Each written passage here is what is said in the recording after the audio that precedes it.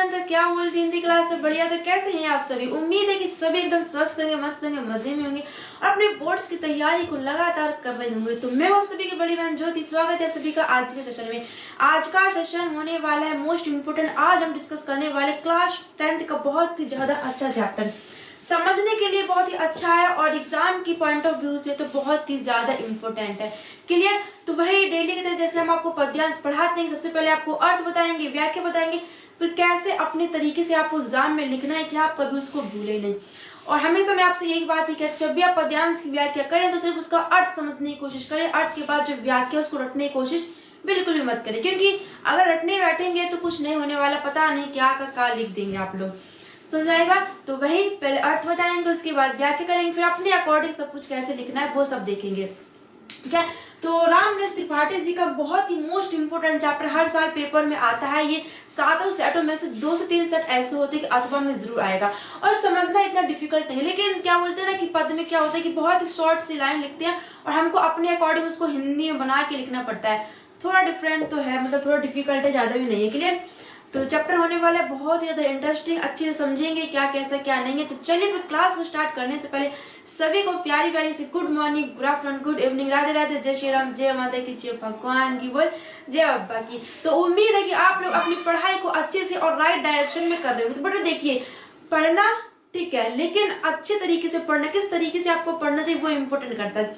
क्योंकि एग्जाम में भाई अगर जो भी 10th में 12th में बच्चे हैं वो सब अच्छे से पढ़ के ही जाते हैं, लेकिन कॉपी को लिखना कुछ हटके करने के लिए कुछ थोड़ा बहुत तो अलग करना ही पड़ता है ना। तो वही आप पढ़िए, लेकिन अच्छे से पढ़िए। ओके, तो चलिए फिर टॉपिक पे आते हैं अपने। हमारा टॉपिक कौन सा है? रामनरेश त्रिपाठी जी का 7th चैप्टर है हमारा। तो सबसे पहले देखिए, व्याख्या करने से पहले आपको संदर्भ पूछा जाता है। पद्यांश का पैटर्न क्या होता है पूछने को, जो एग्जामिनर है वो संदर्भ पूछता है 2 नंबर का, 2 नंबर की व्याख्या और 2 नंबर का अदर प्रश्न पूछता है। अब जो अदर प्रश्न है वो कहाँ से होता है?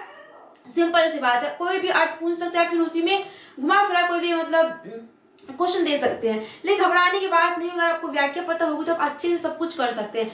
लेकिन मोस्ट इंपोर्टेंट होता है बेटा संदर्भ, क्योंकि व्याख्या तो ठीक है, मतलब 2 नंबर की आती, थोड़ा बहुत भी आप लिख देंगे तो मतलब घुमा फिरा के वो आधा नंबर तो दे ही देंगे। लेकिन संदर्भ में ऐसे थोड़ी ना होगा कि घुमा फिरा कहाँ लिख दोगे, अब जो होगा वही तो लिखोगे ना। तो संदर्भ मोस्ट इंपोर्टेंट है। संदर्भ हमेशा याद रखिएगा कि ये हमारा कहाँ से लिया गया? रामनरेश त्रिपाठी से। किससे? रामनरेश त्रिपाठी से। क्लियर? तो कैसे आपको संदर्भ लिखना है? अगर संदर्भ आता है तो कैसे आपको लिखना है कि प्रस्तुत पद्यांश हमारी पाठ्य पुस्तक के काव्य खंड में संकलित स्वदेश प्रेम, क्या स्वदेश प्रेम से लिया गया। इसके रचयिता रामनरेश त्रिपाठी जी है और यह स्वपन से लिया गया है। स्वदेश प्रेम से तो लिया गया, लेकिन स्वदेश प्रेम में किससे? स्वपन से लिया गया। क्लियर? तो आई बात समझ में? ऐसे आपको क्या लिखना है? संदर्भ लिखना है कि प्रस्तुत पद्यांश हमारी पाठ्य पुस्तक के हिंदी काव्य खंड में संकलित रामनरेश त्रिपाठी द्वारा रचित स्वदेश प्रेम शीर्षक से लिया गया है और यह स्वदेश प्रेम के स्वपन से लिया गया है। क्लियर? तो ऐसा आप लिखेंगे तो पूरा आपके 2 नंबर कंफर्म, कहीं नहीं जाने वाले। तो चलिए फिर क्लास को स्टार्ट करते हैं। उससे पहले थोड़ा बहुत रामनरेश त्रिपाठी जी के बारे में भी जान लेते, क्योंकि इसका जीवन परिचय पूछ सकते हैं। क्लियर? तो जीवन परिचय अगर आपको नहीं आता तो सिंपल से ट्रिक है, आपको उसका, उस व्यक्ति का जन्म, जन्म स्थान, मृत्यु, मृत्यु स्थान, थोड़ी बहुत उसके साहित्य के बारे में पता हो तो आप पूरा जीवन परिचय लिख सकते हैं। तो चलिए फिर साहित्य परिचय के बारे में देख लेते हैं। तो हमारे रामनरेश त्रिपाठी जी है। रामनरेश त्रिपाठी जी का जो जन्म है सन 1889 ईस्वी में हुआ था। जन्म स्थान इनका हुआ था कोयरीपुर, जौनपुर में। मृत्यु कब हुई थी? 1962 प्रयागराज में। प्रमुख रचना इनकी मिलन, प्रतीक, स्वपन। देखिए मैंने बोला स्वपन से लिया गया, तो जो रामनरेश त्रिपाठी जी ने स्वदेश प्रेम चैप्टर लिखा है, स्वदेश प्रेम को किससे लिया गया? स्वपन से लिया गया। याद करिएगा, स्वपन से लिया गया। मानसी, हे प्रभु, आनंदाता, कविता, कौमुदी, ग्राम गीत, घोषण, तुलसीदास, उनकी कविताएं, ये मोस्ट इनकी कविताएं यहाँ पर। ओके, पुरस्कार इनको मिला था हिंदुस्तान अकादमी पुरस्कार। भाषण की थी खड़ी बोली हिंदी उर्दू और शैली थी वर्णनात्मक उपदेशात्मक। क्लियर? ये रामनरेश त्रिपाठी जी के बारे में कुछ थोड़ा बहुत जान लेना जरूरी है। तो चलिए फिर पढ़ते हैं अपने चैप्टर की और। बहुत ही अच्छा चैप्टर है, बहुत ही आराम समझेंगे। 4 लाइन पहले अर्थ समझेंगे, उसके बाद 4 लाइन का व्याख्या समझेंगे। तो देखिए चैप्टर का नाम क्या हमारा? स्वदेश प्रेम। चैप्टर का नाम क्या बेटा? स्वदेश प्रेम। सबसे पहले इसका मतलब समझिए कि स्वदेश प्रेम का मतलब क्या होता है।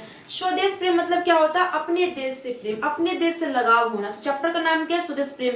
कि हम अगर देश में रह रहे हैं तो हमें अपने देश के प्रति लगाव होना चाहिए। अगर हमें अपने देश के प्रति ऐसा लगाव हो, अगर उसमें कुछ होता है, उसको अगर आपत्ति भी आती है तो हम अपने जानों की परवाह किए बिना, किसके? हम अपने जानों की परवाह किए बिना भी उस पर निछावर कर दे अपनी जान। क्लियर? तो ये होता है स्वदेश प्रेम। तो यहाँ पर जो हमारे रामनरेश त्रिपाठी जी हैं वो किसकी ओर संकेत करते हैं? तो इसमें जो हमारे पूर्वज है, पूर्वज का मतलब हमारे दादा दादी मतलब मोस्टली बोल सकते हैं, लेकिन एक किन पूर्वजों की बात कर रहे हैं? जो हमारे जैसे महात्मा गांधी हुए, महात्मा गांधी, महारानी लक्ष्मीबाई है ना, और भगत सिंह हो गए, रविन्द्रनाथ टैगोर हो गए। तो ये सब क्या है? ये हमारे पूर्वज हैं। लेकिन वो पूर्वज ये पूर्वज क्या है कि जिन्होंने हमारे देश को आजादी करवाने के लिए, देश को आजाद करवाने के लिए अपने प्राणों की आहुति भी दे दी थी। तो उन्हीं के पराक्रम का, उन्हीं के शौर्य का, उन्हीं के बल का यहाँ पर रामनरेश त्रिपाठी जी ने वर्णन किया। वो हमको जागरूक करना चाहते हैं कि जैसे जो हमारे पूर्वज थे उनको तुम याद करो, उन्होंने कैसे अपने देश के लिए, आजादी दिलाने के लिए अपने प्राणों की आहुति दी थी। ठीक उसी प्रकार से हमें भी अपने देश के लिए कुछ कर गुजरने की क्षमता होनी चाहिए। ये नहीं कि यहाँ बड़ी आराम से बैठे रहो और देश में चाहे कुछ भी होते रहो, कुछ मतलब ही नहीं है। तो वही रामनरेश त्रिपाठी जी यहाँ पर हमको जागरूक करना चाहते हैं कि हमें भी अपने उन पूर्वजों को याद करना चाहिए जिन्होंने अपने देश को बचाने के लिए, अपने देश की सुरक्षा के लिए अपनी आहुति दे दी अपने प्राणों की। तो उन्हीं को वो यहाँ पर बोलते कि उन्हीं को तुम स्मरण करो। तो क्या बोलते रामनरेश त्रिपाठी से? ध्यान से सुनिएगा। ये स्वदेश प्रेम का मतलब क्या होता है? अपने देश से लगा, अपने देश के प्रति मोहब्बत, ये सब। क्लियर? तो देखिए क्या बोलते रामनरेश त्रिपाठी जी? अतुलनीय जिनके प्रताप का साक्षी या प्रत्यक्ष दिवाकर, घूम घूम कर देख चुका है जिनका निर्मल कीर्ति निशाकर। अब अतुलनीय क्या होता है? अतुलनीय मतलब होता है जिसकी तुलना न की जा सके, अर्थात बेजोड़ बोल सकते कि ऐसा व्यक्ति या फिर ऐसा कोई पर्सन जिसकी कोई तुलना ही नहीं किया जा सकता, मतलब इसके जैसे कोई दूसरा हो ही नहीं। तो अतुलनीय मतलब क्या होता है? जिसकी तुलना न की जा सके। जिनके प्रताप, प्रताप मतलब क्या होता है? क्या बोलते हैं? पराक्रम बोल सकते हैं, शौर्य बोल सकते हैं, बलशाली बोल सकते हैं। ठीक है, कुछ भी आप बोल सकते हैं। साक्षी मतलब होता है गवाह, यानी कि प्रूफ। प्रत्यक्ष मतलब होता है स्वयं, दिवाकर मतलब होता है सूर्य।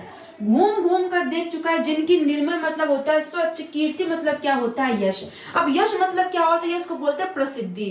बोलते हैं भाई जैसे हमारे जो पूर्वज, उनका आज वो फेमस ही तो है, उनका जो गान है, उनका जो यश गान है वो आज हम लोग गा रहे हैं और आगे भी गाते आएंगे। तो ये होता है यश, मतलब फेमस, जो प्रसिद्धि बोलते हैं। निशाकर मतलब क्या होता है? चंद्रमा। अब इसको समझिए किसमें रामनरेश त्रिपाठी जी क्या कहना चाहते हैं।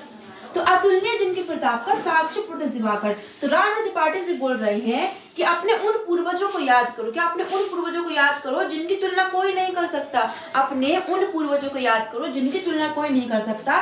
और सूर्य उनका स्वयं साक्षी, क्या? जिनके बल का सूर्य स्वयं साक्षी है। घूम घूम कर देख चुका है जिनकी निर्मल कीर्ति निशाकर। और हमारे पूर्वज ऐसे, हमारे पूर्वज इतने महान, इतने परोपकारी और इतने संघर्षी थे कि इनकी स्वच्छ और निर्मल कीर्ति, इनकी स्वच्छ और निर्मल कीर्ति था, निर्मल यश को जो चंद्रमा है वो घूम घूम कर विश्व भर में देख चुका है। फिर अब आगे बढ़ते हैं कि देख चुके हैं जिनका वैभव। वैभव मतलब क्या होता है? ऐश्वर्य। ऐश्वर्य क्या होता है? कि जो धन संपत्ति होती है, मतलब धन संपत्ति की जो देवी बोलते हैं, इसको हम धन संपत्ति की देवी बोल सकते हैं, ऐश्वर्य। क्लियर? तो देख चुके हैं जिनका वैभव। ये नभ मतलब होता है आकाश के, अनंत मतलब होता है अनगिनत, तारागण मतलब तारागण, मतलब तारों का समूह। और क्या कहते हैं कि ये जो अनंत तारों का समूह है, ये अनंत तारों का जो समूह है, आकाश के अनंत तारों का समूह, जिनके वैभव को, जिनको ऐश्वर्य को बहुत ही पहले देख चुका है। क्लियर? तो क्या बोलते हैं कि आकाश अनंत तारों के समूह को, जो आकाश है वो अनंत तारों के समूह को, जिनके वैभव को बहुत ही पहले देख चुका है, अगणित बार सुन चुका। अगणित मतलब अनेकों बार सुन चुका है। नभ जिनका विजय घोष रणगर्जन। विजय घोष मतलब क्या होता है? जो विजेता होता है ना, उसकी जो घोषणा करते हैं। क्लियर? और रणगर्जना क्या होता है? युद्ध में जो गर्जना होती है, युद्ध में जो गर्जना होती है उसको रणगर्जना बोलते हैं। और क्या बोलते हैं कि जिनके विजय घोष और रणगर्जना को जो नभ है वो अगणित बार सुन चुका है। तो यहाँ पर ये हमारा पैराग्राफ खत्म होता है। अब देखिए एक पैराग्राफ खत्म होता है तो कैसे आपको अपने अकॉर्डिंग इसको लिखना है, दोबारा समझिएगा। ये तो पहले हमने आपको वाक्य बता दी, अब एक साथ आपको कैसे समझ में आए कि आपको कैसे एग्जाम में लिखना है। तो अच्छे सुनिए कि अतुलनीय जिनके प्रताप का साक्षी प्रत्यक्ष दिवाकर, घूम घूम कर देख चुका है जिनकी निर्मल कीर्ति निशाकर। देख चुके हैं जिनका वैभव, ये नभ के अनंत तारागण, अगणित बार सुन चुका है जिनका विजय घोष रणगर्जन। प्रस्तुत पंक्तियों में, क्या प्रस्तुत पंक्तियों में रामनरेश त्रिपाठी जी कहते हैं कि तुम अपने उन पूर्वजों को याद करो, तुम अपने उन पूर्वजों का स्मरण करो जिनकी तुलना कोई नहीं कर सकता है, और सूर्य जिनके बल पराक्रम का स्वयं साक्षी है, जिसकी निर्मल कीर्ति को चंद्रमा पूरे विश्व भर में घूम घूम कर देख चुका है, और जिसके वैभव को जो नभ के अनंत तारागण, जिसके वैभव को ऐश्वर्य को आकाश के जो अनंत तारों का समूह वो भी बहुत पहले देख चुका है, और जिसकी विजय घोष और रण गर्जना मतलब जिसके विजय घोष और युद्ध की गर्जनाओं को जो आकाश है वो अगणित बार भी सुन चुका है।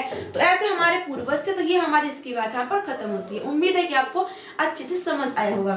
तो चलिए फिर बढ़ते हैं अपने नेक्स्ट पैराग्राफ की तरफ। तो एक पैराग्राफ यहाँ पर हमारा खत्म होता है। अब यहाँ पर क्या लिखा है, शोभित है सर्वोच्च मुकुट से जिनके दिव्य देश का मस्तक, गूंज रही है सकल दिशाएं जय गीतों से अब तक।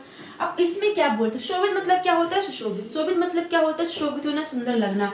सर्वोच्च मुकुट क्या होता है, देखिए हमारे जो देश है उसको सर्वोच्च मुकुट क्या होता है, सबसे ऊंचा मुकुट। तो सबसे ऊंचा मुकुट किसको कहा जाता है, हिमालय को कहा जाता है। क्लियर। दिव्य मतलब होता है आलोक, मस्तक मतलब होता है मस्तक, सकल दिशाएं मतलब होता है संपूर्ण दिशाएं, जय गीत सब तक मतलब जो यशगान होते हैं उनकी वीरता का, उनके पराक्रम का, उनके शौर्य का, तो इसके यशगान होते हैं। तो इसमें क्या बोलते हैं कि शोभित है सर्वोच्च मुकुट से जिनके दिव्य देश का मतलब, तो क्या बोलते हैं रामनाथ त्रिपाठी जी कि हमारा भारत इतना महान, इतना प्राचीन, इतना दिव्य अलौकिक देश है कि उसके मस्तक पर हिमालय रूपी सर्वोच्च मुकुट सुशोभित है। दोबारा सुनिए, इनका अर्थ क्या है कि रामनाथ त्रिपाठी जी बोलते हैं कि हमारा भारत देश इतना महान, इतना क्या बोलते हैं प्राचीन और दिव्य देश है जिसके मस्तक पर क्या, जिसके मस्तक पर सर्वोच्च अर्थात जिसके मस्तक पर हिमालय रूपी सर्वोच्च मुकुट सुशोभित है, जिनके जय गीतों से अब तक। और हमारे वीर, हमारे जो पूर्वज वो इतने महान थे, उनके वीरों का क्या, उनके वीरता का, उनके पराक्रम का इतने परोपकारी थे कि उनका जो यशगान है, क्या उनको जो यशगान है आज संपूर्ण दिशाओं में फैला हुआ है। उनका जो यशगान है वो संपूर्ण दिशाओं में गूंज रहा है। हमारे पूर्वज इतने पराक्रमी, इतने वीर और इतने परोपकारी थे कि उनका जो यशगान है वो आज संपूर्ण दिशाओं में गूंज रहा है। जिनकी महिमा का है अविरल साक्षात रूप हिमगिरिवर। महिमा मतलब होता है महिमा, अविरल मतलब होता है निरंतर या फिर लगातार। साक्षी मतलब होता है प्रूफ मतलब गवाह। सत्य रूप होता है कि सत्य रूप वाला, हिमगिरिवर मतलब हिमालय पर्वत। अब इसमें क्या बोलते हैं कि जिनकी महिमा का जो निरंतर साक्षी वो कौन है, सत्य स्वरूप वाला श्रेष्ठ हिमालय पर्वत। जिनकी महिमा का साक्षी सत्य स्वरूप वाला हिमालय पर्वत स्वयं है। उतरा करते थे विमान दल जिसके विस्तृत वक्ष स्थल पर। वक्ष स्थल मतलब क्या होता है, छाती पर बोल सकते हैं हम लोग। अब यहाँ पर क्या बोलते रामनाथ त्रिपाठी जी कि हमारी भारत भूमि विस्तृत थी, मतलब बहुत ही विशाल थी, जिसके वक्ष स्थल पर अनेक विमान उतरा करते थे। हमारी भारत भूमि विस्तृत थी और बहुत ही विशाल थी, जिसके वक्ष स्थल पर अनेकों विमान उतरा करते थे। क्योंकि जो विदेश के लोग हैं वो हमारे किसके लिए, क्या जो विदेश के लोग हैं वो हमारे देश का क्या बोलते हैं यशगान सुनते थे कि यहाँ के जो पूर्वज इतने वीर थे ये सब। तो ये सब सुन करके जो बाकी के देश के लोग हैं उनके जो विमान है वो हमारे देश के वक्ष स्थल पर उतरा करते, जो विमान है वो वक्ष स्थल पर उतरा करते थे। तो यह यहाँ पर बोला है इन्होंने। दोबारा सुनिए कैसे आपको लिखना है अपने एग्जाम में। तो क्या लिखा है, शोभित है सर्वोच्च मुकुट से जिनके दिव्य देश का मस्तक, गूंज रही है सकल दिशाएं जिनके जय गीतों से अब तक। जिनकी महिमा का है अग्रज साक्षात रूप हिमगिरिवर, उतरा करते थे विमान दल जिसके विस्तृत वक्ष स्थल पर। तो प्रस्तुत पंक्तियों में रामनाथ त्रिपाठी जी कहते हैं कि हमारा भारत देश, देखिए आराम सुनिएगा, ध्यान से सुनिएगा कैसे आपको लिखना है। शोभित है सर्वोच्च मुकुट से जिसके विस्तृत वक्ष स्थल पर, यह हमारा दूसरा पैराग्राफ, दूसरा पद है। तो इसमें आपको कैसे लिखना है कि प्रस्तुत पंक्तियों में क्या, प्रस्तुत पंक्तियों में रामनाथ त्रिपाठी जी कहते हैं, फिर कभी कहते हैं कि हमारा भारत देश बहुत ही महान, प्राचीन और दिव्य देश है। भारत प्राचीन, महान और दिव्य देश है, जिसके मस्तक पर क्या, जिसके मस्तक पर हिमालय रूपी सर्वोच्च मुकुट सुशोभित, जिसके मस्तक पर हिमालय रूपी सर्वोच्च मुकुट सुशोभित है। हमारे वीर इतने परोपकारी, इतने महान, इतने वीर और इतने क्या वो शक्तिशाली थे कि इनका जो यशगान है वो संपूर्ण दिशाओं में गूंज रहा है। और हमारी भारत भूमि विस्तृत है, क्या हमारी भारत भूमि बहुत ही विशाल है, इसीलिए वहां पर अनेकों विमान हमारी पृथ्वी के वक्ष स्थल पर उतरा करते थे। अर्थात हमारे देश का यशगान सुनकर, हमारे देश के बड़े बड़े पूर्वजों की महानता का वर्णन सुन करके यहाँ पर हमारी धरती के वक्ष स्थल पर अनेकों विमान उतरा करते थे। अर्थात हमारे पूर्वज बहुत ही महान थे, जिनका यशगान है वो दूर दूर तक फैला हुआ था। क्लियर। तो ये हमारे यहाँ पर वाक्य खत्म होती है। बहुत ही सरल है, इतना कोई डिफिकल्ट नहीं है, आपको लग रहा होगा बट बिल्कुल डिफिकल्ट नहीं है। क्लियर। तो ये है हमारा थर्ड पैराग्राफ। देखिए थर्ड पैराग्राफ में रामनाथ त्रिपाठी जी भाई क्या बोलते हैं कि सागर निज छाती पर जिनके अगणित अपूर्ण पोत उठाकर पहुंचाया करता था प्रमुदित भूमंडल के सकल तटों पर।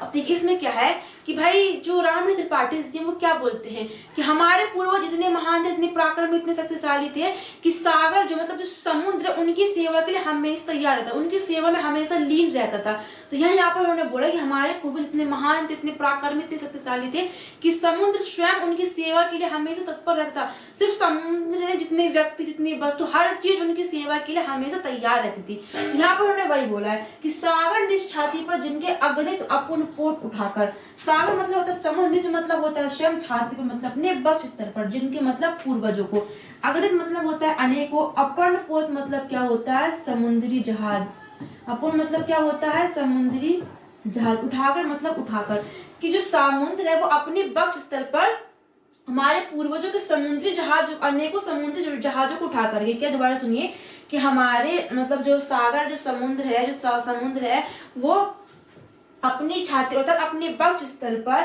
अनेकों समुद्री जहाजों को उठाकर पहुंचाया करता था। प्रमुदित मतलब क्या होता है प्रसन्नता को, प्रमुदित मतलब क्या होता है प्रसन्नता से। भूमंडल क्या होता है कि जो पृथ्वी मंडल होता है, संपूर्ण पृथ्वी मंडल के सकल तटों पर। अब इसमें क्या बोलते हैं कि सागर अपनी छाती पर पूर्वजों के अनेक समुद्री जहाज को उठा करके भूमंडल के क्या पृथ्वी मंडल के सभी तटों पर प्रसन्नता पूर्वक पहुंचाया करता था। क्लियर, बढ़ते आगे। नदियां जिसकी यश धारा से बहती हैं अव्वी निशिवासर। यश धारा मतलब क्या होता है उनका यशगान, पूर्वजों का यशगान। अब देखिए हम लोग आज यहाँ पर पढ़ रहे हैं उनके, हम अपने पूर्वजों के बारे में, ये उनका यशगान ही तो, उन्होंने कुछ अच्छा किया होगा, उन्होंने अपने देश के लिए इतना कुछ किया है, तो ये उनका यशगान ही तो है। तो ये यहाँ पर बोला गया यश धारा मतलब उनका यशगान। बहती है अभी निशिवासर, निशिवासर मतलब क्या होता है रात दिन। ढूंढो उनके चरण चिन्ह भी पाओगे तुम इनके तट पर। अब क्या बोलते हैं इसमें कि जो दिन रात बहने वाली नदियां हैं, जो दिन रात बहने वाली नदियां, उनको देख करके ऐसा लगता है जैसे वो हमारे पूर्वजों का यशगान गा रही हो। क्या बोलते हैं कि जो दिन रात बहने वाली नदियां हैं उन्हें देख करके ऐसा लगता है जैसे वो हमारे पूर्वजों का यशगान गा रही हो। और अगर तुम उनके चरण चिन्हों को ढूंढोगे, किनके, अपने पूर्वजों के चरण चिन्हों को तुम ढूंढोगे, तो आज भी वे तुम्हें समुद्री और नदियों के तट पर अवश्य मिल जाएंगे। अब यहाँ पर इनके चरण चिन्ह ढूंढने का मतलब क्या है कि अगर हम इनके चरण चिन्हों को ढूंढते तो इससे हम अपने जीवन का मार्गदर्शन प्राप्त कर सकते हैं। अर्थात इनके चिन्हों को ढूंढ करके, इन चिन्हों को देख करके हम अपने मार्गदर्शन कर सकते हैं अपने जीवन का। क्लियर, तो चलिए फिर बढ़ते हैं आगे। तो दोबारा देख लीजिए कैसे आपको इसमें लिखना है। तो प्रस्तुत पंक्तियों में, क्या प्रस्तुत पंक्तियों में, प्रस्तुत पद्यांश में, प्रस्तुत लाइन में कुछ आप लिख सकते हैं। तो प्रस्तुत पंक्तियों में रामकृष्ण त्रिपाठी जी कहते हैं कि हमारे पूर्वज इतने महान, इतने पराक्रमी, इतने वैभवशाली, इतने शक्तिशाली थे कि जो समुद्र है उनकी सेवा के लिए हमेशा तैयार रहता था, मतलब उनकी सेवा के लिए हमेशा उनकी सेवा में लीन ही रहता था। और बोलते हैं कि जो समुद्र है वो अपनी छाती पर पूर्वजों के अनेकों समुद्री जहाजों को उठा करके पृथ्वी मंडल के सभी तटों पर बहुत ही प्रसन्नता से पहुंचाया करते थे। और हमारे देश में बहने वाली, दिन रात बहने वाली नदियों को देख करके ऐसा लगता है कि जैसे वो हमारे पूर्वजों का यशगान गा रही हो। हमारे पूर्वज बहुत ही महान थे कि जो दिन रात बहने वाली नदियां, उन्हें देखकर ऐसा लगता है कि जैसे वो हमारे पूर्वजों का यशगान गा रही हो। और अंत में वो क्या कहते हैं कि अगर तुम उनके चिन्हों को ढूंढना चाहते हो, अगर तुम अपने पूर्वजों के चिन्हों को ढूंढना चाहते हो, तो वो अवश्य कहाँ पर मिल जाएंगे, समुद्र और नदियों के तट पर तुमको अवश्य मिल जाएगा, जिससे तुम अपने जीवन का मार्गदर्शन कर सकते हो। तो यहाँ पर हमारी व्याख्या खत्म होती है। देखिए क्या बोलते हैं इसमें, जो क्या बोलते हैं भाई, रस मोस्टली इसमें पूरे में वीर रस ही है। इसमें जो रस है वो कौन सा है, वीर रस है। और देखिए जब वीर रस होता है तो गुण कौन सा होता है, ओज होता है। जब वीर रस होता है तो गुण हमारा ओज होता है। याद रखिएगा स्वदेश प्रेम में संपूर्ण पंक्तियों में क्या है, वीर रस ही है। क्लियर, तो वीर रस है और ओज हमारा गुण हो जाएगा। अब बढ़ते हैं अपने अगले पैराग्राफ की तरफ। तो यहाँ पर लिखा है, हाँ ये कि विश्वुत रेखा का वासी जो जीता है नित हाँफ हाँफ कर। अब इस पंक्तियों में भाई बताया है रामकृष्ण त्रिपाठी जी ने कि अपने देश के, अपने निवास स्थान के, अपने देश की भाई मोहब्बत क्या होती है, अपने देश के प्रति किस प्रकार का इंसान को लगाव हो। तो यही इसमें बताया कि अपने वतन के प्रति, जहां आप रह रहे हैं उस देश की मोहब्बत भाई होती क्या है। देखिए क्या लिखा है विषुवत रेखा का वासी जो जीता है नित हाँफ हाँफ कर। विषुवत रेखा क्या होती है? भूमध्य रेखा। भूमध्य रेखा क्या होती है? जहां पर अत्यधिक गर्मी पड़ती, मतलब साल के अक्सर महीनों में, साल के बहुत ही ज्यादा महीनों में जहां पर बहुत ही भयंकर, बहुत ही भीषण गर्मी पड़ती है, जहां पर रहना बहुत ही मुश्किल हो जाता है, लेकिन फिर भी वो वहां के रहने वाले अपनी मातृभूमि को छोड़कर कहीं दूसरे स्थान नहीं जाते। इतना लगाव होता है उनको अपने वतन के प्रति। तो ये होती है अपने वतन के प्रति प्रेम, है ना। वतन के प्रति जो सच्ची मोहब्बत होती है वो यही होती है कि इतना कष्ट सहने के बाद भी वो अपने देश को छोड़कर नहीं जा रहा है। क्लियर? तो विषुवत रेखा मतलब वही होती है कि जहां पर अत्यधिक गर्मी पड़ती है। और वासी मतलब वासी जीता है निध हाँफ हाँफ कर, रखता है अनुराग अलौकिक, लेकिन फिर भी वे, अनुराग मतलब क्या होता है? प्रेम, अलौकिक मतलब बहुत ही अत्यधिक, लेकिन फिर भी वे अपने देश के प्रति अत्यधिक प्रेम रखता है, यह भी अपनी मातृभूमि पर। तो क्या बोलते हैं इसमें कि विषुवत रेखा का वासी अर्थात भूमध्य रेखा का वासी, जहां पर अत्यधिक गर्मी पड़ती है, बहुत ही भयंकर गर्मी पड़ती है, जहां पर जो व्यक्ति है वो प्रतिदिन हाँफ हाँफ कर जीते हैं, मतलब जीना भी मुश्किल हो जाता है, लेकिन फिर भी वे अपनी मातृभूमि से अलौकिक प्रेम रखता है, अर्थात यही सच्चा प्रेम होता है अपनी मातृभूमि से, अपने देश से। अब आगे क्या लिखा है कि ध्रुववासी जो हिम्मे तम्मे, क्या? ध्रुववासी जो हिम्मे तम्मे जी लेता है कांप कांप कर, वह भी अपनी मातृभूमि पर कर देता है प्राण न्यौछावर। अब ध्रुववासी क्या होता है? ध्रुववासी बेटा वो होता है जहां पर अत्यधिक सर्दी पड़ती है। अब ऐसे भी वहां देश की जहां पर अत्यधिक सर्दी पड़ती है और जहां पर अत्यधिक गर्मी पड़ती है। तो ध्रुववासी मतलब वहां होता है जहां पर अत्यधिक सर्दी, बर्फ वगैरह पड़ती है, लेकिन फिर भी वहां का जो वासी है, मतलब वहां का रहने वाला जो वासी है, वो बर्फ में, इतनी सर्दी में भी कांप कांप कर जी लेता है। जहां पर दिन रात का पता लगाना मतलब मुश्किल हो जाता है, भाई कोहरे के कारण पता ही नहीं चलता है कि दिन है कि रात है, लेकिन फिर भी अपने देश के प्रेम के खातिर, देश से मोहब्बत के खातिर वो वहीं पर रहता है, उस स्थान को छोड़कर किसी दूसरे स्थान पर नहीं जाता है। तो ध्रुववासी जो हिम्मे तम्मे जी लेता है कांप कांप कर, वह भी अपनी मातृभूमि पर कर देता है प्राण न्यौछावर।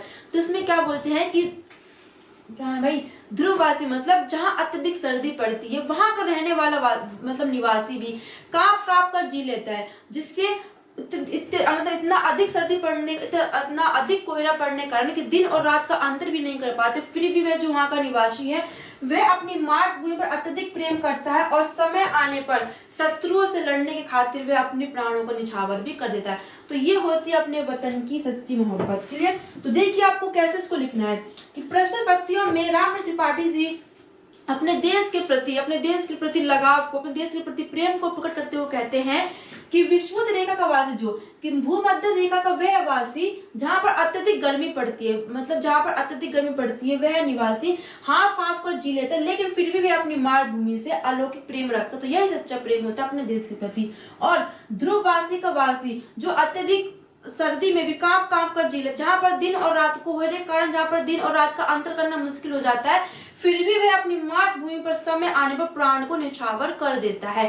तो ये हमारी व्याख्या पर समाप्त होती है। ये नहीं कि डर के मारे भाग जाओ कहीं दूसरे स्थान में, ऐसा नहीं होता है। तो बहुत से, मोस्टली देखा है तो बहुत से ऐसे देश भी हैं जहां पर अत्यधिक सर्दी पड़ती है और अत्यधिक गर्मी भी पड़ती है। क्लियर? तो ये हमारी व्याख्या पर समाप्त होती है।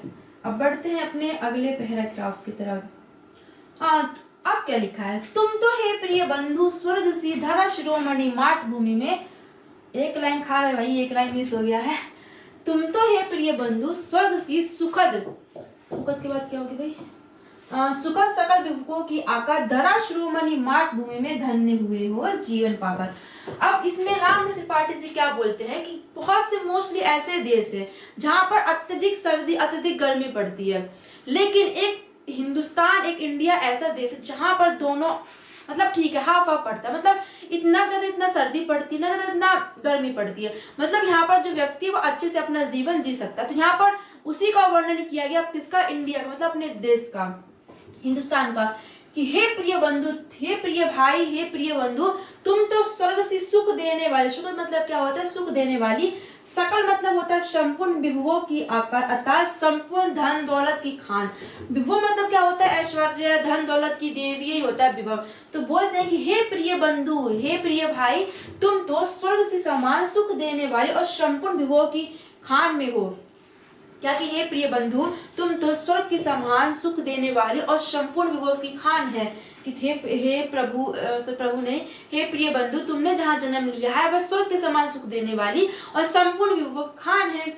धरा शिरोमणि मात भूमि में धन्य हुए हो जीवन पाकर। धरा शिरोमणि क्या होता है? पृथ्वी पर सर्वश्रेष्ठ पृथ्वी, मतलब यहाँ पर देखिए जैसे हमारा क्या बोलते हैं, ये पृथ्वी हो गया, मार्स हो गया, जुपिटर हो गया, ये सब अलग अलग प्लेनेट है। तो वहां पर अर्थ की बात कर, मतलब इंडिया अर्थ की बात कर रहे हैं। तो पृथ्वी पर सर्वश्रेष्ठ पृथ्वी, धन्य हुए जीवन पाकर, वहां तुम जीवन पा करके धन्य हुए हो। क्लियर? तो यहाँ लिखा है कि तुम जिसका जल अन्न ग्रहण, कि तुम जिसका जल अन्न को ग्रहण करके और बड़े हुए हो, जिसकी रज, रज मतलब क्या होता है? मिट्टी, और जिसकी तुम मिट्टी में खेल करके बड़े हुए हो, तन रहते कैसे तज दोगे, तज मतलब क्या होता है? त्याग दोगे, उसको वीरों के वंशज। और कहते हैं कि तुम जिसका जल अन्न ग्रहण करके, जिसकी मिट्टी पर खेल कूद कर बड़े हुए, तो तन रह अपना शरीर रहते हुए तुम हे वीरों के वंशज उस पृथ्वी को कैसे त्याग सकते हो? अर्थात तुम्हें अपने देश के प्रति लगाव होना चाहिए, उसकी रक्षा के करने के लिए तुमको लगाव होना चाहिए। तो ये होता है। क्लियर? तो यहाँ पर कैसे आपको अब लिखना है, तो यहाँ पर प्रस्तुत पंक्तियों में कहते हैं रामनाथ त्रिपाठी जी कि हे प्रिय बंधु, हे प्रिय भाई, तुम तो स्वर्ग के समान सुख देने वाले और संपूर्ण भोगों की आकार पृथ्वियों पर सर्वश्रेष्ठ पृथ्वी, पृथ्वियों पर सर्वश्रेष्ठ पृथ्वी तक मातृभूमि में जन्म लिया। तो धन्य हो तुम कि तुमने यहाँ पर जन्म लिया है। क्या कि सभी पृथ्वी पर सर्वश्रेष्ठ पृथ्वी पर जन्म पा करके तुम धन्य हो। तुमने जिसका जल अन्न ग्रहण करके और जिसकी मिट्टी पर खेल करके तुम बड़े हो, तन रहते तुम उसको कैसे त्याग दो? अर्थात तुम्हें अपनी रक्षा करनी चाहिए। किसकी? अपने देश की रक्षा स्वयं करनी चाहिए। क्लियर? तो यहाँ पर ये भी हमारा खत्म होता है। बढ़ते हैं अपने अगले पैराग्राफ की तरफ। शायद 2-3 और बचे हैं। हाँ, अब क्या लिखा है कि जब तक साथ एक भी दम हो अविष्ट एक भी धर्म। अविष्ट मतलब क्या होता है? शेष। रखो आत्मगौरव से ऊंचे। आत्मगौरव मतलब क्या होता है? आत्म स्वाभिमान जो होता है ना, स्वाभिमान। देखिए स्वाभिमान और अभिमान में अंतर होता है ना। अभिमान मतलब होता है घमंड, और स्वाभिमान मतलब होता है अपना खुद का जो सेल्फ रेस्पेक्ट हम बोल सकते हैं वो। क्लियर? पलके ऊंचा सिर ऊंचा मन, एक बूंद भी रक्त शेष हो जब तक मन में हे संतुजय। संतुजय मतलब क्या होता है? शत्रु पर विजय प्राप्त करने वाला। दीन वचन मुख से न उचारो, मारो नहीं मृत्यु का भी भय। अब यहाँ पर लिखा है जब तक, क्या बोलते हैं कि जब तक तुम्हारे शरीर में, तुम्हारे तन में एक भी सांस बची हो और एक भी धड़कन धड़कने के लिए बची हो, तो तुम अपने आत्म स्वाभिमान को ऊंचा रखो। किसी के भी सामने से झुकने मत दो। किसी के भी झुकाव के कारण, किसी के भी दबाव के कारण तुम अपने आत्म स्वाभिमान को झुकने मत दो। किसी के भी दबाव से तुम अपने पलकों को नीचे मत करो, और रखो अपना सर ऊंचा और रखो अपना ऊंचा भी मन। मतलब रामनाथ त्रिपाठी जी कहते हैं कि जब तक तुम्हारे शरीर में एक सांस भी बची है, अंतिम सांस भी बची और धड़कने के लिए सिर्फ एक धड़कन भी शेष है, तब तक तुम अपने स्वाभिमान को, अपने पलकों को किसी के भी सामने भी झुकने मत दो।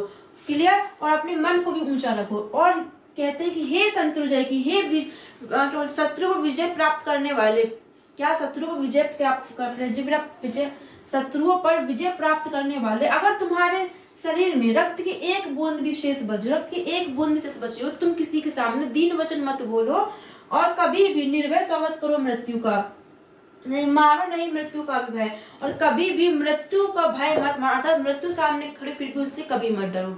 तो प्रश्न पंक्तियों में रामनाथ त्रिपाठी जी क्या बोलते हैं, दोबारा समझिए कि वो बोलते हैं कि जब भी तुम्हारे शरीर में एक सांस बची और एक अविष्ट मतलब एक अंतिम धड़कन में बची हो, तब तक तुम किसी के सामने भी झुको मत, किसी के दबाव, किसी अपने आत्म स्वाभिमान को नीचा मत रखो, अपना मन ऊंचा रखो, अपना स्वाभिमान ऊंचा रखो। और शत्रु को विजय प्राप्त करने वाले हे वंशज, तुम्हारे शरीर में अगर रक्त की एक बूंद भी बचे, तुम किसी के सामने भी दीन वचन मत बोलो, और मृत्यु सामने खड़े होने पर तुम मृत्यु का भय मत मानो। क्लियर? तो यहाँ पर ये आई होप कि आपको समझ आया होगा। अब बढ़ते आगे, तो क्या लिखा है? निर्भय स्वागत करो मृत्यु का। निर्भय मतलब क्या होता है? डर, मतलब बिना डर की, मतलब डर रही, जिसमें डर ही ना हो। ठीक है? मृत्यु एक विश्राम। विश्राम मतलब क्या है? समझ रहे होंगे। जीव जहां से फिर चलता है, धारण कर नव जीवन संबल। संबल मतलब क्या होता है? आधार। अब इसमें जो क्या बोलते हैं हमारे रामनाथ त्रिपाठी वो क्या करते हैं कि निर्भय स्वागत करो मृत्यु का, कि बिना डर के मृत्यु का स्वागत करो, क्योंकि मृत्यु एक क्या है? विश्राम स्थल है। मृत्यु एक आराम करने की जगह है। कैसे रिलेट करोगे इसको? मतलब क्या बड़े मृत्यु आराम करने की जगह? आप सोचोगे, देखिए कि जो व्यक्तियों का जीवन है वो संघर्ष से भरा हुआ है। दिन रात जो मनुष्य वो यहाँ से वहां दौड़ रहे, कभी किस काम के लिए, कभी उस काम के लिए। मतलब जब तक उसके शरीर में सांस, जब तक उसके एक भी सांस बचे, अंतिम सांस से बची है, तब तक मनुष्य संघर्ष ही करते रहते हैं। यहाँ कभी कोई इसके लिए परेशान है, कोई इसके लिए परेशान है, लेकिन मृत्यु एक ऐसा स्थान है कि वहां पर जाकर के जो भाई इंसान है वो सुख प्राप्त करता है, मतलब उसको आराम मिलता है। और उससे पहले यहाँ से वहां भटकता ही रहता है, कोई किसी काम के लिए परेशान है, कोई किसी काम के लिए परेशान है। तो मतलब मनुष्य जीवन संघर्ष का जीवन है, संघर्ष के बिना मनुष्य जीवन अधूरा है। क्लियर? तो क्या लिखा है, निर्भय स्वागत करो मृत्यु का, मृत्यु एक है विश्राम स्थल। तो इसमें क्या बोलते हैं कि हमें मृत्यु का निडर होकर के स्वागत करना चाहिए, क्योंकि मृत्यु एक विश्राम स्थल, मृत्यु का आराम करने की जगह है। जीव जहां से फिर चलता है, धारण कर नव जीवन संभल। अब देखिए क्या होता है कि जब हमारे शरीर से, जब हमारे किसी डेथ होती है, तो हमारे शरीर से जो आत्मा निकल जाती है वो एक नए आत्मा, मतलब नए उसमें नया जीवन हमको मिलता है। मतलब मरने के बाद वो एक नया जीवन धारण करता है, उसके बाद फिर से वो अपनी प्रक्रिया स्टार्ट करता है। कि आपको पता होगा जब कोई मनुष्य मरता है, जब किसी की डेथ होती है, तो उसको एक नया जीवन मिलता है, फिर से वो अपनी प्रक्रिया चालू करता है। वही बोला है कि मृत्यु एक ऐसा आधार है जिसके बाद मनुष्य अपना पुराना शरीर त्याग करके नए जीवन को प्राप्त करके फिर से अपनी वही प्रक्रिया स्टार्ट कर देता है। ठीक है? मृत्यु एक सरिता है जिसमें श्रम से कातर जीव नहाकर फिर नूतन धारण करता है काय रूपी वस्त्र बहाकर। मृत्यु एक सरिता मतलब नदी है जिसमें श्रम से कातर जीव नहाकर, श्रम मतलब होता है थका, कातर मतलब होता है दुखी, जीव नहाकर, नूतन मतलब होता है धारण मतलब होता है, काय रूपी मतलब क्या होता है, शरीर रूपी वस्त्र। अब क्या बोलते हैं कि मृत्यु एक सरिता, मृत्यु एक नदी के समान है जिसमें नहाकर, क्या मृत्यु एक नदी के समान है जिसमें नहाकर थका हुआ, क्या थका हुआ दुखी व्यक्ति, थका हुआ दुखी व्यक्ति अपने पुराने शरीर रूपी वस्त्र को त्याग करके नए शरीर रूपी वस्त्र को धारण करता है। अब पुराने शरीर रूपी वस्त्र को त्याग करके यहाँ पर मतलब क्या बोला गया है, देखिए यहाँ पर शरीर को कपड़े से बोला गया। जैसे जब कपड़े पुराने हो जाते हैं तो हम नए कपड़ों को पहनते हैं, पुराने कपड़ों को फेंक देते हैं, तो वैसे ही जब शरीर पुराना हो जाता है, यहाँ पर शरीर पुराने का मतलब क्या है, जब किसी व्यक्ति की डेथ हो जाती है तो वो उसके बाद उस शरीर को छोड़ करके किसी नए शरीर में प्रवेश करता है। तो यही बोला गया है। अब देखिए यहाँ पर श्रम से थका, मतलब थकावट से दुखी व्यक्ति, अब दिन रात वो काम करते, उसको थकान होती है ना, टेंशन सब कुछ होता है, तो मनुष्य का जीवन संघर्ष से भरा हुआ, तो उसको जब व्यक्ति की डेथ होती है तो वो वहां पर सुख प्राप्त करता है, बोल सकते हैं कि उसको वहां पर आराम मिलता है। तो यही बोला है कि मृत्यु एक सरिता है, मतलब जो मृत्यु है, जो डेथ है, वो एक नदी के समान है जिसमें नहा करके, मतलब मृत्यु की नदी में नहा करके जो थका हुआ दुखी व्यक्ति है वो अपने पुराने शरीर रूपी वस्त्र को त्याग करके, काया मतलब क्या होता है शरीर, तो शरीर रूपी वस्त्र को त्याग करके वो नए शरीर रूपी वस्त्र को धारण करता है। मतलब एक शरीर को छोड़ने के बाद, मृत्यु के बाद वो दूसरे शरीर को धारण करता है। क्लियर? तो ये हमारी व्याख्या पर समाप्त होती है। तो दोबारा समझिए कैसे आपको अपनी पुस्तक में, क्या बोलते हैं, एग्जाम में लिखना है ताकि आपको अच्छे मार्क्स मिले। क्लियर? तो लिखा है, निर्भय स्वागत करो मृत्यु का, मृत्यु एक विश्राम स्थल, जीव जहां से फिर चलता है, धारण कर नव जीव संबल। फिर मृत्यु सरिता है जिसमें श्रम से कातर जीव नहाकर फिर नूतन धारण करता है काय वस्त्र भाग। तो प्रस्तुत पंक्तियों में रामकृष्ण त्रिपाठी जी कहते हैं, फिर कभी कहते हैं कि मृत्यु का डर मत करो, मृत्यु से कभी दूर मत भागो, मृत्यु का लड़कर सामना करो कि आप भाई हमको ले जाए ना, ऐसे ही। ठीक है? तो क्या लिखा है, तो कहते हैं कि मृत्यु का निडर होकर के स्वागत करो क्योंकि मृत्यु एक विश्राम स्थल है, जीवन संभल, मतलब मृत्यु एक ऐसा आधार है जिसके बाद मनुष्य अपने पुराने शरीर को त्याग करके नए शरीर में प्रवेश करके फिर से अपनी प्रक्रिया को स्टार्ट करता है, मतलब फिर से अपना नया जीवन शुरू करता है। क्लियर? मृत्यु एक नदी के समान जिसमें नहा करके थकान से दुखी व्यक्ति शरीर रूपी वस्त्र को त्याग करके या पुराने शरीर रूपी वस्त्र को त्याग करके नए शरीर रूपी वस्त्र को धारण करता है। अर्थात मतलब कपड़ों का यहाँ पे लिया गया, मतलब पुराने शरीर को त्याग करके नए शरीर को धारण करता है। मतलब मृत्यु का डर कभी भी नहीं मानना चाहिए क्योंकि वो एक विश्राम स्थल है। क्लियर? तो उम्मीद है कि आपको समझ आया होगा। तो चलिए बढ़ते हैं, लास्ट और अंतिम पैराग्राफ बहुत ही अच्छा है। तो लिखा है, सच्चा प्रेम वही है जिसकी तृप्ति आत्म बलि पर निर्भर। अब यहाँ पर सच्चा प्रेम से बोला, तो यहाँ पर अपने देश के लिए प्रेम के लिए बोला गया कि अगर आप किसी अपने देश से प्रेम करते हो, अगर आप उसके लिए आत्म बलिदान नहीं दे सकते, आत्मसमर्पण नहीं कर सकते, उसके लिए त्याग नहीं कर सकते, तो उसको सच्चा प्रेम नहीं कहा जाएगा। अब बहुत से भाई स्टूडेंट रिलेट कर रहे हो, देखिए यहाँ पर सच्चा प्रेम से बात की गई तो वो किसी के लिए भी हो सकता है, ये नहीं कि देश के लिए, किसी के भी हो सकता है। लेकिन अगर आप किसी भी व्यक्ति से, किसी के भी लिए अगर सच्चा प्रेम है आपके मन में, तो अगर जब तक आप उसके लिए त्याग नहीं कर सकते तो वो सच्चा प्रेम नहीं हो सकता। तो यही यहाँ पर रामकृष्ण त्रिपाठी जी बोलते हैं कि सच्चा प्रेम वही जिसकी तृप्ति आत्म बलि पर निर्भर। तृप्ति आत्म बलि क्या होता है? आत्मसमर्पण, मतलब आत्मसमर्पण करना। तो सच्चा प्रेम वही है जिसकी तृप्ति आत्म बलि पर निर्भर। सच्चा प्रेम वही है जिसमें आत्मसमर्पण की भावना, त्याग की भावना कूट कूट कर भरी हो। क्लियर। अगर आप किसी व्यक्ति से सच्चा प्रेम करते हैं, अगर आप उसके लिए त्याग दे सकते हैं तो वही वो सच्चा प्रेम, अगर नहीं दे सकते हैं तो नहीं है। क्लियर। त्याग बिना निष्प्राण प्रेम में करो प्रेम पर प्राण निछावर। और बोलते हैं कि त्याग के बिना जो प्रेम है वो निर्जीव सा है। क्या त्याग के बिना जो प्रेम है वो निर्जीव सा है। और समय आने पर अगर आपको अपने प्रेम के लिए, अपनी मोहब्बत के लिए अगर आपको क्या बोलते हैं त्याग भी देना पड़े, है ना, आत्मसमर्पण, आत्म बलिदान भी देना पड़े, तो उसमें संकोच नहीं करना चाहिए, दे देना चाहिए। तो यही बोलते हैं कि सच्चा प्रेम वही जिसकी तृप्ति आत्मबलि पर निर्भर, त्याग बिना निष्प्राण प्रेम में करो प्राण पर प्रेम निछावर, करो प्रेम पर प्राण निछावर। तो यहाँ पर राम त्रिपाठी जी कहते हैं कि सच्चा प्रेम वही जिसमें आत्मसमर्पण की भावना कूट कूट कर भरी, अर्थात आत्मसमर्पण और आत्म बलिदान के बिना सच्चा प्रेम नहीं कहा जा सकता है। और त्याग के बिना जो प्रेम है वो एक निर्जीव वस्तु सा है, मतलब निर्जीव सा है। त्याग के बिना जो प्रेम निर्जीव सा है। अगर आपको कभी भी प्रेम के लिए त्याग भी देना पड़े तो उसमें संकोच नहीं करना चाहिए, कर देना चाहिए त्याग। क्लियर। देश प्रेम वह पुण्य क्षेत्र, की देश प्रेम वह पवित्र स्थान है। यहाँ पर देश प्रेम की बात हो रही है, बाकी आप जहां से भी रिलेट कर रहे हैं वो भी मतलब प्रेम की बात होती है, कोई चाहे कोई से भी प्रेम हो मोस्टली। क्लियर। तो देश प्रेम वह पुण्य क्षेत्र, देश प्रेम पुण्य मतलब क्या होता है, पवित्र स्थान। तो देश प्रेम वह पवित्र स्थान है, कहा गया भाई। अमल असीम त्याग से विचलित, अमल असीम, अमल मतलब क्या होता है, निर्मलता। अमल मतलब क्या होता है, निर्मलता। असीम मतलब होता है सीमा, जिसकी कोई सीमा ही ना हो। असीम मतलब क्या होता है, सीमा रहे, जिसकी कोई सीमा ही ना हो। त्याग से विलक्षण मतलब क्या होता है, सुशोभित। कि देश प्रेम वह पुण्य क्षेत्र, देश प्रेम वह पवित्र स्थान है जो जिसमें निर्मलता और सीमा रहित त्याग जैसे गुण सुशोभित होते हैं। मतलब प्रेम वह है जिसमें आप अत्यधिक सीमा रहित त्याग देने की आपके अंदर क्षमता हो, मतलब जितनी भी त्याग आप दे सकते हो उतना आप त्याग दे सके। तो भाई बोला कि देश प्रेम वह पुण्य क्षेत्र वह पवित्र स्थान है जिसमें निर्मलता और अमर मतलब क्या होता है, निर्मलता, शिव मतलब सीमा रहित त्याग जैसे गुण शोभित होते हैं। क्लियर।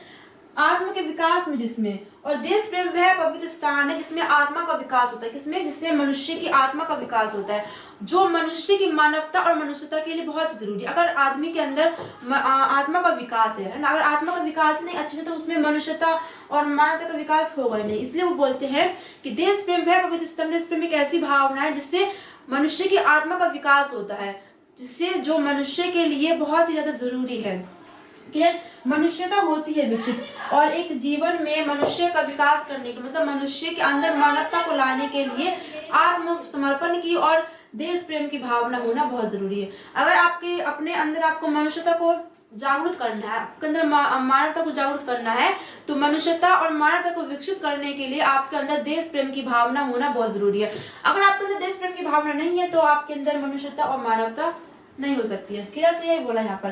तो क्या बोला, दोबारा सुनिए कैसे आपको लिखना है। तो प्रस्तुत पंक्तियों में राम त्रिपाठी जी अपने देश के प्रति अत्यधिक लगाव प्रकट करते हुए कहते हैं कि सच्चा प्रेम वही है जिसमें आत्मसमर्पण की भावना कूट कूट कर भरी हो। अगर आप त्याग नहीं दे सकते, आत्मसमर्पण नहीं दे सकते, तो उसको सच्चा प्रेम नहीं कहा जा सकता है। क्लियर। और देश प्रेम एक वैसा नहीं, मतलब त्याग के बिना जो प्रेम है वो निष्प्राण था, निर्जीव सा है। और समय आने पर अगर आपको त्याग भी देना पड़े अपने प्रेम के लिए तो उस पर निछावर कर देना चाहिए। और देश प्रेम एक ऐसा पुण्य क्षेत्र, ऐसा पवित्र स्थान है जिसमें निर्मलता और सीमा रहित त्याग जैसे गुण विकसित होते हैं।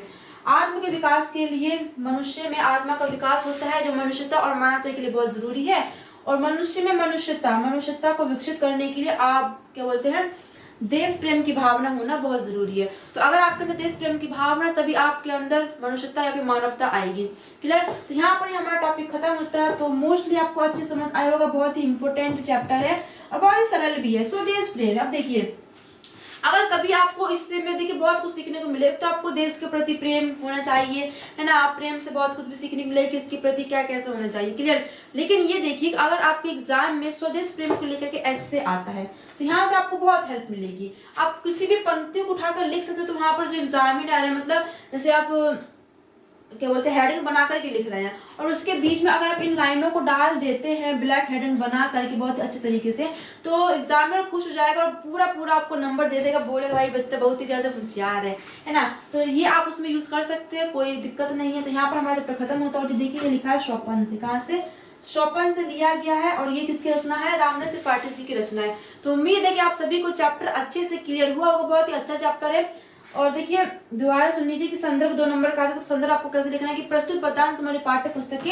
हिंदी काव्य खंड में संकलित रामनरेश त्रिपाठी द्वारा रचित कहाँ से लिया गया है, स्वदेश प्रेम से लिया गया है, और यह स्वपन से लिया गया। क्लियर, स्वदेश प्रेम और स्वपन भी लिखना है, क्योंकि स्वदेश प्रेम तो है, स्वदेश प्रेम चैप्टर का नाम है, स्वदेश प्रेम चैप्टर का नाम है, लेकिन लिया कहाँ से गया है, इनकी एक रचना है स्वपन। क्या, इनकी एक रचना है स्वपन, देख लीजिए लिखा है, दिख रही है, हाँ ये लिखी है, ये इनकी रचना है, स्वपन से लिया गया। तो ये आपको लिखना, अन्यथा मार्क्स आपका कट जाएगा। तो उम्मीद है कि आपको अच्छे से समझ आया होगा। तो चलिए फिर टॉपिक हमारा एंड होता है, क्लास को करते हैं एंड, मिलते हैं नेक्स्ट चैप्टर में। ओके, तो इसको अच्छे से अपना पढ़िएगा, बहुत ही इंपॉर्टेंट है। एक बार पूरा देखिए, अपने अकॉर्डिंग इसको समझने की कोशिश कीजिए। अगर आप अपने अकॉर्डिंग बनाने की कोशिश करेंगे ना, तो आपको अच्छे से और लाइफ लॉन्ग, मतलब लाइफ लॉन्ग याद करेंगे। मतलब ये चैप्टर ऐसा है कि लाइफ लॉन्ग आपको याद भी करना चाहिए। अब देखिए, आने वाले चैप्टर में हम गद्यांश चैप्टर पढ़ेंगे, जो कि बहुत ही अच्छा है। ईर्ष्या तू ना गई मेरे मन से, है ना, बहुत ही अच्छा चैप्टर है ये। ईर्ष्या, जलन भाव, किसी को देखकर जलन पैदा होना, कपट होना, इसका चैप्टर बहुत ही अच्छा है गद्यांश में। ये राम त्रिपाठी से द्वारा ही है। हाँ, तो चलिए फिर मिलते हैं नेक्स्ट वीडियो। तक के लिए सभी को thank you, all the best and